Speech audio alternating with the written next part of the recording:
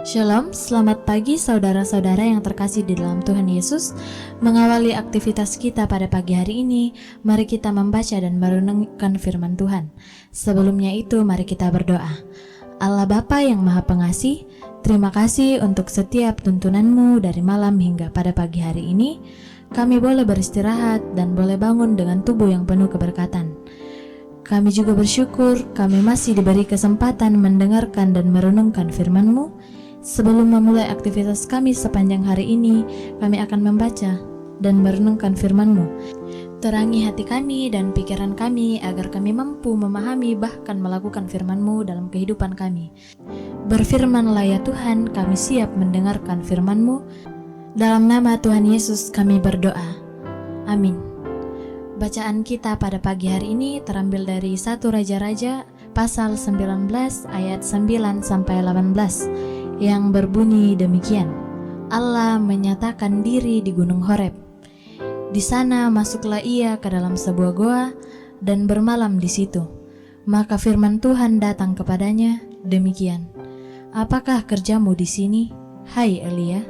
Jawabnya, aku bekerja segiat-giatnya bagi Tuhan, Allah semesta alam. Karena orang Israel meninggalkan perjanjian-Mu, meruntuhkan mesbah-mesbahmu dan membunuh nabi-nabimu dengan pedang. Hanya aku seorang dirilah yang masih hidup dan mereka ingin mencabut nyawaku. Lalu firman-Nya, keluarlah dan berdiri di atas gunung itu di hadapan Tuhan. Maka Tuhan lalu, angin besar dan kuat yang membelah gunung-gunung dan memecahkan bukit-bukit batu mendahului Tuhan. Tetapi tidak ada Tuhan dalam angin itu. Dan sesudah angin itu datanglah gempa, tetapi Tuhan tidak ada dalam gempa itu. Dan sesudah gempa itu datanglah api, tetapi tidak ada Tuhan dalam api itu. Dan sesudah api itu datanglah bunyi angin sepoi-sepoi basah. Segera sesudah Elia mendengarnya, ia menyelubungi mukanya dengan jubahnya, lalu pergi keluar dan berdiri di pintu goa itu. Maka datanglah suara kepadanya yang berbunyi, apakah kerjamu di sini, hai Elia? Jawabnya, aku bekerja segiat-giatnya bagi Tuhan, Allah semesta alam. Karena orang Israel meninggalkan perjanjian-Mu, meruntuhkan mesbah-mesbah-Mu, dan membunuh nabi-nabimu dengan pedang. Hanya aku seorang dirilah yang masih hidup dan mereka ingin mencabut nyawaku. Firman Tuhan kepadanya, pergilah, kembalilah ke jalanmu melalui padang gurun ke Damsyik, dan setelah engkau sampai, engkau harus mengurapi Hazael menjadi raja atas Aram.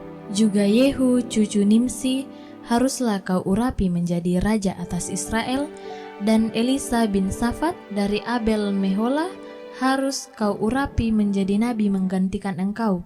Maka siapa yang terluput dari pedang Hazael akan dibunuh oleh Yehu, dan siapa yang terluput dari pedang Yehu akan dibunuh oleh Elisa. Tetapi aku akan meninggalkan 7.000 orang Israel, yakni semua orang yang tidak sujud menyembah Baal dan yang mulutnya tidak mencium dia. Amin firman Tuhan. Krisis iman kapatonganan tumarengko.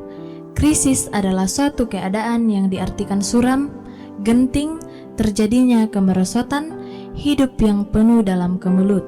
Keadaan seperti ini tentu tak seorang pun menginginkannya, namun tak dapat pula dihindarkan ketika seseorang mengabaikan hal-hal yang dapat menyebabkan situasi itu terjadi. Saudara-saudara, Nabi Elia sedang diliputi krisis mental, bahkan iman.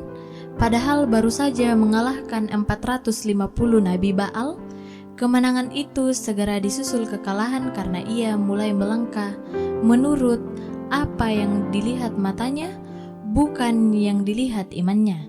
Kata-kata Yezebel membuatnya sangat ketakutan. Ia melupakan perkataan Tuhan sehingga ia segera menyelamatkan nyawanya dengan melarikan diri ke tempat yang sunyi, dan di sana ia mau mati rasanya. Padahal bila sungguh-sungguh ia mau mati, Izebel dengan senang hati menolongnya untuk memenuhi hal itu. Perkataan Elia, "Ambillah nyawaku," merupakan pernyataan kebanggaan sekaligus menunjukkan kekalahan.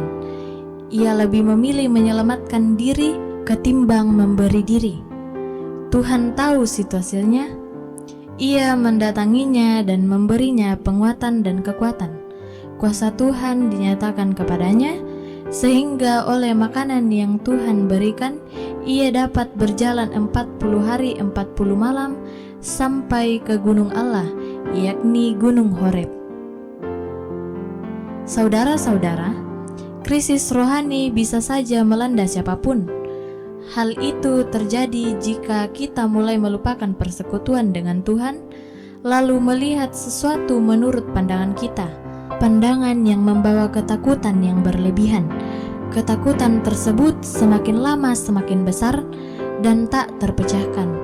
Kita hidup dalam bayang-bayang ketakutan yang membuat kita hancur.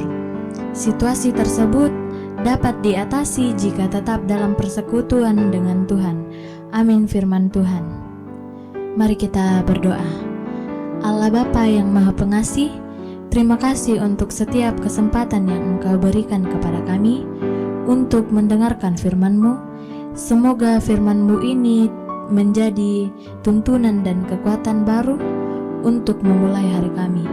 Inilah yang menjadi doa kami. Di dalam nama Tuhan Yesus kami berdoa. Amin.